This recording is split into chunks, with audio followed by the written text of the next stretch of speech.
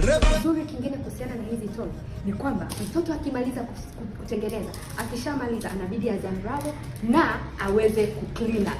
Kwa hiyo hii pia inamfundisha kwamba mtoto cleaning up, anajifunza namna ya kuclean up baada ya kucheza. So we're going to do a little bit of basic cleaning up. You just break them off. And I think this is a part children will enjoy so much. Wala wanapenda sana kuvunja. Wanatengeneza na kuvunja. Amazing. Watoto wa siku hizi wana raha sana kwa kweli. Imagine. You see, so here we go. So ninakuja kwenye mfuko hivi.